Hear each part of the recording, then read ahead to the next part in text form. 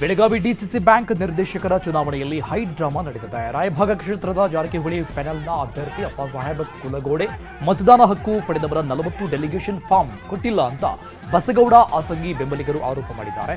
ಈ ವೇಳೆ ಬೆಳಗಾವಿಯ ಇಫಾ ಹೋಟೆಲ್ಗೆ ನುಗ್ಗಿದ ಬಸಗೌಡ ಆಸಂಗಿ ಬೆಂಬಲಿಗರು ಹೈ ಡ್ರಾಮಾ ಮಾಡಿದ್ದಾರೆ. ಈ ವೇಳೆ ಕೈ ಮಿಲಾಯಿಸುವ ಹಂತಕ್ಕೂ ಕೂಡ ಹೋಯಿತು. ಸ್ಥಳಕ್ಕೆ ಬಂದ ಡಿಸಿಪಿ ಚುನಾವಣಾಧಿಕಾರಿಗೆ ದೂರು ಕೊಡಿ ಅಂತ ಸಬದಿ ಬೆಂಬಲಿಗರಿಗೆ ಮನವೊಲಿಕೆ ಮಾಡಿದ್ದಾರೆ. ಈ ಕೊಡ್ತು ಆ ಕೊಡ್ತು ಈ ಕೊಡ್ತು ಈಗ 2 ಗಂಟೆ 30 ನಿಮಿಷ ಆದ್ರೂ 40 ಫಾರ್ಮ್ಗಳನ್ನು ಇಟ್ಕೊಂಡಿದ್ದಾರೆ. ಅಭ್ಯರ್ಥಿ ಜೊತೆಗೆ ಎಐಗಳು ಈಗ ಅವರ ಆ ಫಾರ್ಮ್ಗಳನ್ನ ಕೊಡುವುದಿಲ್ಲ ಅಂತಾರು, ಆ ಫಾರ್ಮ್ಗಳನ್ನ ಕೊಟ್ಟು ಅಂತಾರು. ಹೇಗೆ ಎಲೆಕ್ಷನ್ ಮಾಡುವುದು? ಬಸವಣ್ಣ ಆಸಂಗಿ ಪರವಾಗಿ ನಾವು ಇದ್ರೆ ಈಗಿರ್ತಕ್ಕಂಥ ಪ್ರತಿನಿಧಿ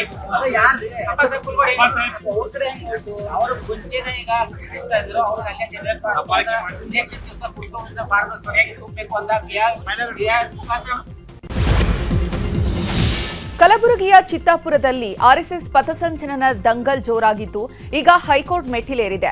ಆರ್ಎಸ್ಎಸ್ ವಾದವನ್ನ ಕೋರ್ಟ್ ಪುರಸ್ಕರಿಸಿದೆ. ನವೆಂಬರ್ 2ರಂದು ಚಿತ್ತಾಪುರದಲ್ಲಿ ಪಥಸಂಚಲನ ನಡೆಯುವ ಸಾಧ್ಯತೆ ಇದೆ. ಐಟಿ-ಬಿಟಿ ಸಚಿವ ಪ್ರಿಯಾಂಕ್ ಖರ್ಗೆ ತವರು ಕ್ಷೇತ್ರವಾದಂತಹ ಚಿತ್ತಾಪುರದಲ್ಲಿ ಇಂದು ಆರ್ಎಸ್ಎಸ್ ಪಥಸಂಚಲನ ನಡೆಸಲು ಮುಂದಾಗಿತ್ತು. ಆದರೆ ತಾಲೂಕು ಆಡಳಿತ ಅನುಮತಿ ನೀಡದ ಹಿನ್ನೆಲೆಯಲ್ಲಿ ಆರ್ಎಸ್ಎಸ್ ಹೈಕೋರ್ಟ್ನಲ್ಲಿ ತುರ್ತು ಅರ್ಜಿ ಸಲ್ಲಿಸಿತ್ತು. ಈ ಅರ್ಜಿಯನ್ನ ಪುರಸ್ಕರಿಸಿ ವಿಚಾರಣೆ ನಡೆಸಿದಂತಹ ಕೋರ್ಟ್ ಇಂದು ಯಾವುದೇ ಆದೇಶವನ್ನ ಪ್ರಕಟಿಸದೆ ಮುಂದಿನ ವಿಚಾರಣೆಯನ್ನ ಅಕ್ಟೋಬರ್ 24ಕ್ಕೆ ಮುಂದೂಡಿದೆ. ವಿಚಾರಣೆ ಸಂದರ್ಭದಲ್ಲಿ ಆರ್ಎಸ್ಎಸ್ ಪರ ವಕೀಲರು ನವೆಂಬರ್ 2ರಂದು ಪಥಸಂಚಲನ ನಡೆಸಲು ಅನುಮತಿ ನೀಡುವಂತೆ ಕೇಳಿದ್ದಾರೆ. ಮೂರು ಸಂಘಟನೆ ಒಂದೇ ಕಡೆ ಪಥಸಂಚಲನ ಮಾಡೋದ್ರಿಂದ ಅಹಿತಕರ ಘಟನೆ ಆಗಬಹುದು ಅಥವಾ ಶಾಂತಿಗೆ ಧಕ್ಕೆ ಬರ್ಬೋದು ಅನ್ನೋ ಒಂದು ನಮಗೆ ಆಂಗ್ಸೈಟಿ ಇರೋದ್ರಿಂದ ನಾವು ತಿರಸ್ಕಾರ ಮಾಡಿದ್ದೀವಿ ಅಂತ ಹೇಳಿದರು. ಹಾಗಾಗಿ ಮಾನ್ಯ ನ್ಯಾಯಾಲಯ ಏನು ಹೇಳ್ತು ಅಂತಂದರೆ ಎಲ್ಲರಿಗೂ ಅನುಕೂಲ ಮಾಡಿಕೊಡೋಣ, ಬೇರೆ ಯಾವುದಾದ್ರೂ ಡೇಟ್ ನಿಮ್ಗೆ ಅನುಕೂಲ ಇದ್ದರೆ ಹೇಳಿ ಅಂತ ಹೇಳಿದರು. ನಾವು 2ನೇ ತಾರೀಕು ಹೇಳಿದ್ದೀವಿ ಅಷ್ಟೇ. ಅದಕ್ಕೆ ಮತ್ತೆ ನಮಗೆ ಇವತ್ತು ಮತ್ತೆ ಏನಾದರೂ ಕ್ಲಾರಿಫಿಕೇಷನ್ಸ್ ಕೇಳ್ಬೋದು ಅಂತ ಹೇಳಿದ್ದಾರೆ. ಏನಾದರೂ ಕೇಳಿದರೆ ನಾವು ಆನ್ಸರ್ ಕೊಡಬೇಕು. ಇವತ್ತು ಕೊಟ್ಟ ಮೇಲೆ 24ನೇ ತಾರೀಕು ಮತ್ತೆ ಇನ್ನೊಂದು ರಿಪೋರ್ಟ್ ತರಿಸ್ಕೊಂಡು ಮಾನ್ಯ ನ್ಯಾಯಾಲಯ ಏನು ಆರ್ಡರ್ ಕೊಡ್ತದೆ ಆ ಪ್ರಕಾರ ನಾವು ಮುಂದೆ ಮಾಡ್ತೀವಿ. ಇನ್ನು ಕಲಬುರಗಿಯ ಸೇಡಂನಲ್ಲಿ ಆರ್ಎಸ್ಎಸ್ ಪಥಸಂಚಲನಕ್ಕೆ ಮುಂದಾಗಿದೆ. ತಹಶೀಲ್ದಾರ್ ಅನುಮತಿಯನ್ನ ನೀಡದಿದ್ರೂ ಪಥಸಂಚಲನಕ್ಕೆ ಆರ್ಎಸ್ಎಸ್ ಮುಂದಾಗಿದೆ. ಈ ಹಿನ್ನೆಲೆ ಸೇಡಂ ಪಟ್ಟಣದಲ್ಲಿ ವ್ಯಾಪಕ ಪೊಲೀಸ್ ಬಂದೋಬಸ್ತ್ ಮಾಡಲಾಗಿದೆ. ಚಿತ್ತಾಪುರ ಆರ್ಎಸ್ಎಸ್ ಪಥಸಂಚಲನಕ್ಕೆ ಬ್ರೇಕ್ ವಿಚಾರಕ್ಕೆ ಸಚಿವ ಪ್ರಿಯಾಂಕ್ ಖರ್ಗೆ ಮಾತನಾಡಿದ್ದಾರೆ. ಚಿತ್ತಾಪುರದ ಜನಪ್ರತಿನಿಧಿಯನ್ನ ನಿಂದಿಸಿದ್ದಾರೆ.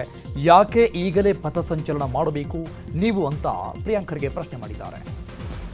ನಮ್ಮ ಇದೇ ಸಂಘಟನೆಯಿಂದ ನಾನು ಬಯಸ್ಕೊಂಡು ಏನೇನೋ ಇಲ್ಲ ಸಲ್ಲದೆಲ್ಲ ಮಾತನಾಡಿ ಚಿತ್ತಾಪುರ್ನಲ್ಲೇ ಪಥಸಂಚಲನ ಮಾಡ್ತಾರೆ ಅಂದರೆ ನಮ್ಮ ಜನ ಏನು ಮಾಡಬೇಕು? ಹೀಗೆ ಮಾತನಾಡಿ ಇಲ್ಲ ನಾವು ಮಾಡ್ತೀವಿ ಹಠ ಹಿಡ್ದು ಮಾಡಬೇಕಾದ್ರೆ ಆಮೇಲೆ ಮಾಡ್ಬೋದಾಗಿತ್ತಲ್ಲ. ಏನು ಅರ್ಜೆಂಟ್ ಏನಿತ್ತು ನಿಮ್ಮದು?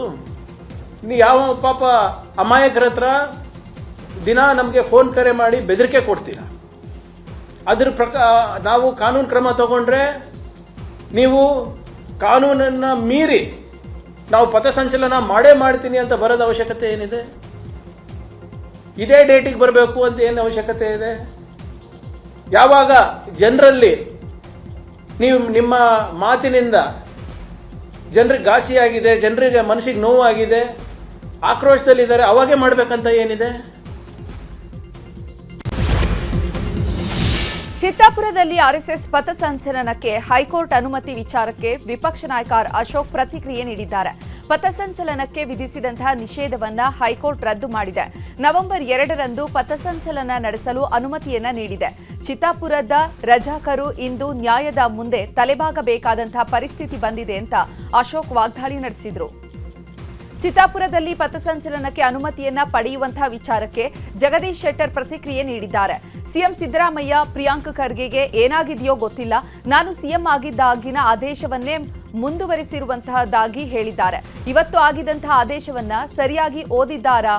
ಅದು ಕ್ಯಾಬಿನೆಟ್ ಸಭೆಯಲ್ಲಿ ಮಾಡಿದಂತಹ ಆದೇಶ ಅಲ್ಲ. ಯಾವುದೋ ಒಂದು ಕಾರ್ಯಕ್ರಮಕ್ಕೆ ಶಿಕ್ಷಣ ಇಲಾಖೆ ಜಾಗವನ್ನ ಕೇಳಿದ್ರು, ಆಗ ನೀಡಿದಂತಹ ಆದೇಶ ಅದು ಅಂತ ಹೇಳಿದ್ದಾರೆ. ಈ ಪ್ರಿಯಾಂಕ ಖರ್ಗೆ ಏನಾಗಿದೆ ಗೊತ್ತಾಗ್ತಿಲ್ಲ. ಸಿದ್ದರಾಮಯ್ಯನವರು ಸರ್ಕಾರ ಆಡಳಿತದಲ್ಲಿ ಸಂಪೂರ್ಣ ಫೇಲ್ಯೂರ್ ಆಗಿದೆ. ಕಾನೂನು ಸುವ್ಯವಸ್ಥೆ ಹದಗೆಟ್ಟು ಹೋಗಿದೆ. ಮತ್ತು ರಾಜ್ಯದ ಆರ್ಥಿಕ ಪರಿಸ್ಥಿತಿ ಸರಿಯಿಲ್ಲ. ಈ ರೀತಿ ಇಡೀ ರಾಜ್ಯದ ಆಡಳಿತ ಕುಸಿದು ಹೋಗಿದೆ. ಹೀಗಾಗಿ ಜನರ ಮೈಂಡನ್ನು, ಜನರ ಒಂದು ಭಾವನೆಗಳನ್ನು ಬೇರೆ ಕಡೆ ಡೈವರ್ಟ್ ಮಾಡೋ ಸಲುವಾಗಿ ಈ ರೀತಿ ಒಂದೊಂದು ವಿಚಾರಗಳನ್ನು ಮೊದಲ ಸಮೀಕ್ಷೆ ಅಂತಂದರು, ಜಾತಿ ಸಮೀಕ್ಷೆ, ಆಮೇಲೆ ಈಗ ಪ್ರಿಯಾಂಕ ಖರ್ಗೆ ಮುಖಾಂತರ ಲೆಟರ್ ಬರೆಸುವಂಥದ್ದು ಸ್ಟಾರ್ಟ್ ಮಾಡಿದರು. ತಮ್ಮ ಆಡಳಿತ ವೈಫಲ್ಯವನ್ನ ಮುಚ್ಚಿಕೊಳ್ಳಲು ರಾಜ್ಯ ಸರ್ಕಾರ ಆರ್ಎಸ್ಎಸ್ ವಿಚಾರವನ್ನ ಮುನ್ನೆಲೆಗೆ ತಂದಿದೆ ಅಂತ ಕೇಂದ್ರ ಸಚಿವ ಪ್ರಹ್ಲಾದ್ ಜೋಶಿ ಕಿಡಿಕಾರಿದ್ದಾರೆ. ಹುಬ್ಬಳ್ಳಿಯಲ್ಲಿ ಮಾತನಾಡಿದ ಜೋಶಿ, ಚಿತ್ತಾಪುರದಲ್ಲಿ ಉದ್ದೇಶಪೂರ್ವಕವಾಗಿ ಪಥಸಂಚಲನದ ಮೇಲೆ ನಿರ್ಬಂಧ ಹಾಕಿದ್ದಾರೆ. ಪ್ರಿಯಾಂಕ್ ಖರ್ಗೆಗೆ ಅಸಹಿಷ್ಣುತೆ ಒಳ್ಳೆಯದಲ್ಲ, ಎಲ್ಲ ಬೆಳವಣಿಗೆ ಬಗ್ಗೆ ಸಂಘ ತೀರ್ಮಾನವನ್ನ ಮಾಡುತ್ತದೆ ಅಂತ ಟಾಂಗ್ ಕೊಟ್ಟಿದ್ದಾರೆ. ಇದು ಬೇಕಂತಲೇ ಮಾಡ್ತಾ ಇದ್ದಾರೆ. ಮತ್ತು 1925ರಲ್ಲಿ ಸಂಘ ಪ್ರಾರಂಭ ಆದಾಗಿನಿಂದ ಎಮರ್ಜೆನ್ಸಿ 2 ವರ್ಷ ಬಿಟ್ಟರೆ, ನೆಹರು ಕಾಲದಲ್ಲಿ ನಮ್ಮ ಮೇಲೆ 1.25 ವರ್ಷ ಏನು ಬ್ಯಾನ್ ಹಾಕಿದ್ಬಿಟ್ರೆ ಎಲ್ಲ ಟೈಮ್ದಲ್ಲಿ ರೂಟ್ ಮಾರ್ಚ್ ಇರೋದವ. ಇಲ್ಲಿ ತನಕ ರೂಟ್ ಮಾರ್ಚ್ ಅಂತ ಯಾವುದೇ ತೊಂದರೆ ಆಗಿಲ್ಲ. ಆದರೆ ಅವ್ರು ಯಾಕೆ ಇದನ್ನು ಮಾಡ್ತಾ ಇದ್ದಾರೆ ಅಂತಂದರೆ ಇದು ಡೈವರ್ಟ್ ಮಾಡಬೇಕಾಗಿಲ್ಲ. ಈ ಅಸಹಿಷ್ಣುತೆಯನ್ನು ನೀವು ಕಾಂಗ್ರೆಸ್ದವರಿರಲಿ, ನಮ್ಮ BJP ಅವರಿರಲಿ, ಅಸಹಿಷ್ಣುತೆ ಒಳ್ಳೇದಲ್ಲ. ಅಲ್ಲ, ಇದರಲ್ಲಿ ಮದ್ರಾಸ್ ಹೈಕೋರ್ಟು ಕೊಟ್ಟದೆ, ಇಲ್ಲಿಯೂ ಕೊಟ್ಟಿದೆ. ಹಾಗಾಗಿ ದೇಶದ ಸಂವಿಧಾನದೊಳಗೆ ಡಾಕ್ಟರ್ ಬಾಬಾ ಸಾಹೇಬ್ ಅಂಬೇಡ್ಕರ್ ಅವರು ಏನು ನಮಗೆ ಒಂದು ಸಂವಿಧಾನವನ್ನು ಕೊಟ್ಟಿದ್ದಾರೆ, ಆ ಸಂವಿಧಾನದ ಬಗ್ಗೆ ನಮಗೆ ವಿಶ್ವಾಸ ಇದೆ. ನಾವೆಂದೂ ಸಂವಿಧಾನದ ಪ್ರಾವಿಷನ್ಗಳನ್ನು ನಾವೆಂದೂ ಸಹಿತ ಅದನ್ನು ಅಪಹಾಸ್ಯ ಮತ್ತು ಉಡಾಫೆ ಕಾಂಗ್ರೆಸ್ನವರನ್ನು ಮಾಡಿದ್ದೀವಿ. ಇದು ಆರ್ಎಸ್ಎಸ್ ಬಗ್ಗೆ ಚರ್ಚೆ ಮಾಡುವಂತಹ ಸಂದರ್ಭನ ಅಂತ ಕೇಂದ್ರ ಸಚಿವ HDಗೆ ಪ್ರಶ್ನೆಯನ್ನ ಮಾಡಿದ್ದಾರೆ. ನಿನ್ನೆ ಚನ್ನಪಟ್ಟಣದಲ್ಲಿ ಪೊಲೀಸರ ಮೇಲೆ ಹಣ ಎರಚಿದಂತಹ ಘಟನೆ ನಡೆದಿದೆ. ಇದರ ಮೇಲೆ ಯಾಕೆ ಕ್ರಮ ಇಲ್ಲ ಅಂತ ಪ್ರಶ್ನಿಸಿದ್ದಾರೆ. ಈಗ RSSನ ಬಗ್ಗೆ ಚರ್ಚೆ ಮಾಡೋ ಸಮಯವೇ ಇದು. ಚನ್ನಪಟ್ಟಣದಿಂದ ಫೋನ್ ಮಾಡಿ ಯಾವುದೋ ನಮ್ಮ ಇನ್ನೊಂದು ಸಮಾಜ, ಆ ಸಮಾಜದವರು ಇಂಥದ್ದು ಕವಾಲಿ ಆಡಬೇಕಾದ್ರೆ ಒಂದಿಬ್ಬರು ಪೊಲೀಸ್ ಅಧಿಕಾರಿಗಳನ್ನ ಕರೆದು ಇಲ್ಲಿ ಚನ್ನಪಟ್ಟಣದಲ್ಲಿ ಡ್ಯಾನ್ಸ್ ಮಾಡ್ತಾರೆ, ದುಡ್ಡು ಎರಿತಾರೆ ಮೈ ಮೇಲೆ ಪೊಲೀಸ್ನವರಿಗೆ. ಇದಕ್ಕೆ ಸದ್ದುಗದ್ದಲವೇ ಇಲ್ಲ ಇವರು ಸರ್ಕಾರದಲ್ಲಿ. ಈ ಥರ ಆದರೆ ಸಮಾಜಕ್ಕೆ ಸಂದೇಶ ಏನು ಕೊಡ್ತೀರಿ? ಈಗ ಚಿತ್ತಾಪುರದಲ್ಲಿ ಆರ್ಎಸ್ಎಸ್ ಪಥಸಂಚಲನಕ್ಕೆ ಅವಕಾಶ ಕೊಡದ ಸರ್ಕಾರದ ವಿರುದ್ಧ ವಿಶ್ವ ಹಿಂದೂ ಪರಿಷತ್ ಉತ್ತರ ಕರ್ನಾಟಕ ಪ್ರಾಂತ ಅಧ್ಯಕ್ಷ ಲಿಂಗರಾಜಪ್ಪ ಕಿಡಿಕಾರಿದ್ದಾರೆ. ಧಾರ್ಮಿಕ ವ್ಯವಹಾರಗಳಲ್ಲಿ ಸರ್ಕಾರ ಮಧ್ಯಸ್ಥಿಕೆ ವಹಿಸಬಾರದು, ಸರ್ಕಾರ ಮಾತ್ರವಲ್ಲ ಧಾರ್ಮಿಕ ವಿಚಾರಗಳಲ್ಲಿ ಯಾವುದೇ ಪಕ್ಷಗಳು ಹಸ್ತಕ್ಷೇಪ ಮಾಡಬಾರದು ಅಂತ ಹೇಳಿದ್ದಾರೆ. ಇನ್ನು ಕಲಬುರಗಿಯಲ್ಲಿ ಪ್ರಿಯಾಂಕ್ ಖರ್ಗೆ ಆಡಳಿತ ನಡೀತಾ ಇದೆ ಅಂತ ವಿಜಯಪುರದಲ್ಲಿ ಆಂದೋಲನ ಶ್ರೀಗಳು ವಾಗ್ದಾಳಿ ಮಾಡಿದ್ರು. ಈ ಸರ್ಕಾರದಲ್ಲಿ ಹಿಂದೂ ವಿರೋಧಿ ಕೆಲಸ ನಡೀತಾ ಇದೆ, ಇವರ ನಿರ್ಲಕ್ಷ್ಯದಿಂದ AI ಕಂಪನಿ ಆಂಧ್ರದ ಪಾಲಾಯಿತು. ಮುಂದಿನ ಚುನಾವಣೆಯಲ್ಲಿ ಪ್ರಿಯಾಂಕ್ ಖರ್ಗೆಗೆ ತಕ್ಕ ಪಾಠ ಕಲಿಸುತ್ತೇವೆ ಅಂತ ಹೇಳಿದ್ದಾರೆ.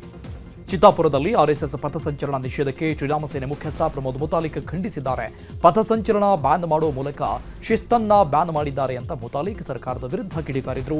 ಇದು ಸಂವಿಧಾನ ವಿರೋಧಿ ನಡೆ, ಎಲ್ಲಿಯೂ ಗಲಭೆ ಆಗಿಲ್ಲ. ಚಿತ್ತಾಪುರ ತಹಶೀಲ್ದಾರ್ ಪ್ರಿಯಾಂಕ್ ಖರ್ಗೆ ಕೈಗೊಂಬೆ ಆಗಿದ್ದಾರೆ.